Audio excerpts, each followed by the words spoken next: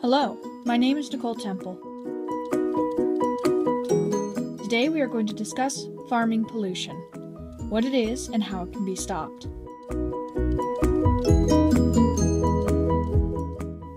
Farming pollution is when farms use unsafe and unhealthy methods of farming that, though maximize profit, cause a great deal of damage to the environment. By either eliminating these methods or replacing them with cleaner and safer methods, we can make sure that both domestic and wildlife can live in peace. Let's begin with livestock. One of the most dangerous pollutants that comes with livestock is manure.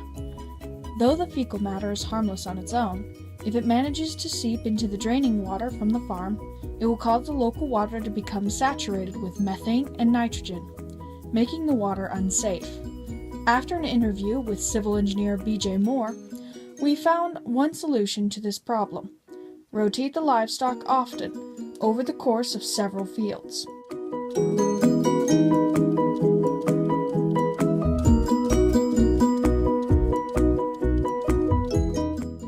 Make sure that each field is lined with a plastic membrane and then filled with either dirt or sand. Allow the field to be drained into a pond that is also lined with plastic, and treat the containment water until it is safe enough to reuse. The pond should also have a second one to allow one to be cleaned and fallow while the other is in use. By letting the manure that is already in the fields air dry before using them as fertilizer, you can significantly reduce the amount of methane in the manure. It is not as potent as fresh manure, but it is safer and still benefits the crops. Which brings me to my next topic, crops. A lot of unsafe practices are used on crops such as water waste, over-tillaging of the soil, and overspraying of harmful pesticides. To avoid wasting water on the fields, farmers should specifically calculate how much water each field will need and limit it to the gallon. Farmers can also build a buffer zone out of trees around each field to catch all methane and nitrogen-infused runoff from the fields.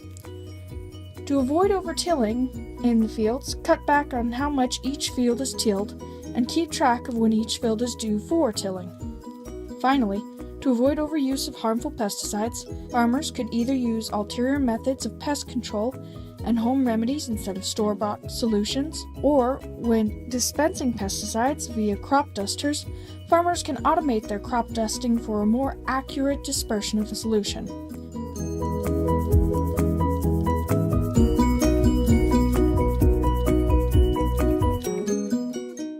I've listed all of the things farmers and farming companies can do to stop polluting. Now here are some things you can do to help stop pollution from farms.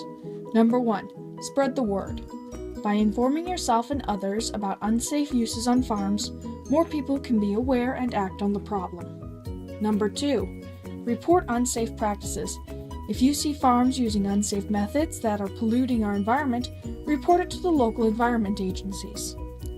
Finally, number 3. Research and act.